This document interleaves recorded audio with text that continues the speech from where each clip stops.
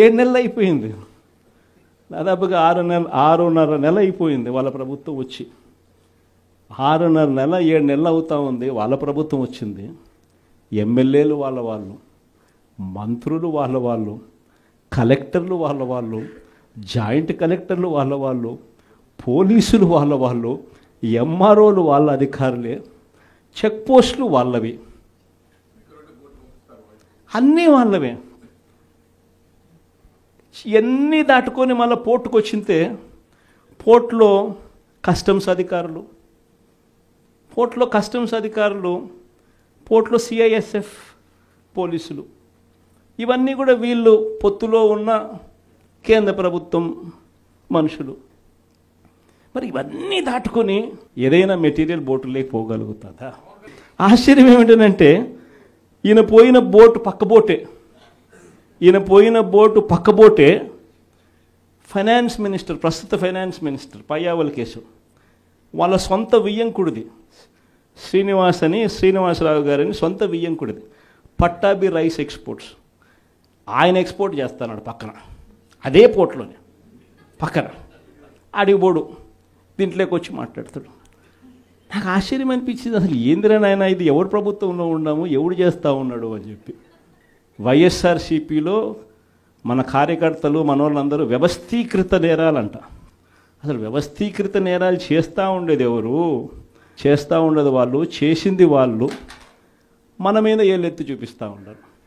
నిజంగా ఇవన్నీ చూసినప్పుడే అసలు ఎందుకు జరుగుతూ ఉన్నాయి ఇవన్నీ అని చెప్పి చూస్తే, రైస్ ఎక్స్పోర్ట్స్లో ఆంధ్ర రాష్ట్రం, ధాన్యం ఎక్స్పోర్ట్, బియ్యం ఎక్స్పోర్ట్స్లో ఆంధ్ర రాష్ట్రం నెంబర్ 1గా ఇప్పుడు నుంచి కాదు, దశాబ్దాలుగా మనమే నెంబర్ 1.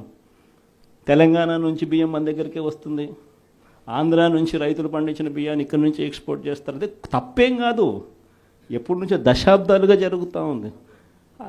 ఆంధ్రాలో రైస్ ఎక్స్పోర్ట్స్ నెంబర్ 1. అందులో ఈ పయ్యావుల కేశవ్ వాళ్ళ వియ్యంకుడు, ఈ పట్టాభి రైట్ ఎక్స్పోర్ట్స్, ఈయన ఆంధ్రాలో నెంబర్ 1. ఇది నిజంగా ఇది కొత్త ఏం కాదు.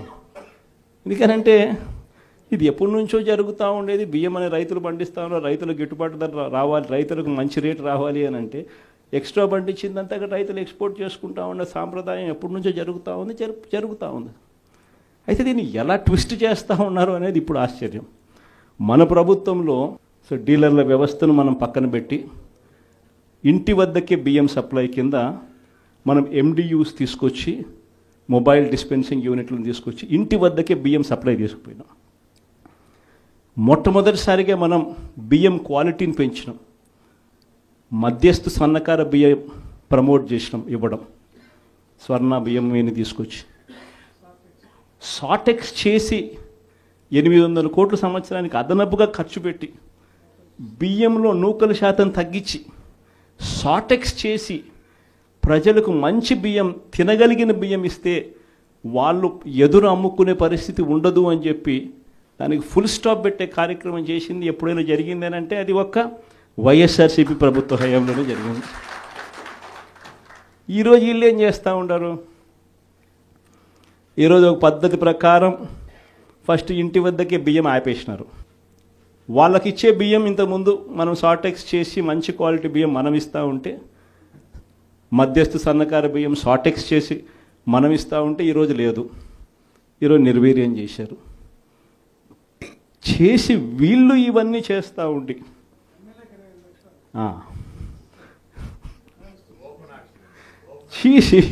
వీళ్ళు ఇవన్నీ చేస్తూ ఉండి వీళ్ళ తప్పిదాల వల్ల ప్రజలకు నాసిరకం బియ్యం సప్లై కావడం వల్ల, ప్రజలకు సరిగ్గా బియ్యం సప్లై చేయకపోవడం వల్ల ఇది రివర్స్.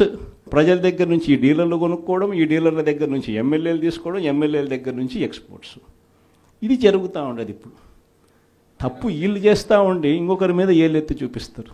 మన హయాంలో దళారీ వ్యవస్థను పూర్తిగా తీసేసి ప్రతి రైతుకు కనీస మద్దతు ధర ఖచ్చితంగా వచ్చేట్టుగా ఆర్బీకేలే వాళ్లకు పేమెంట్ స్లిప్స్ ఇచ్చేట్టుగా మన ప్రభుత్వంలో జరిగితే, రైతుకు ఏ మిల్లుకు తాను పోవాలి అనేది పూర్తిగా పక్కన పెట్టేసి పలాని మిల్లుకే మీరు పోవాలి అనేది తీసేసి రైతుకు మిల్లర్కు సంబంధం లేకుండా చేసిన పాలన మంది.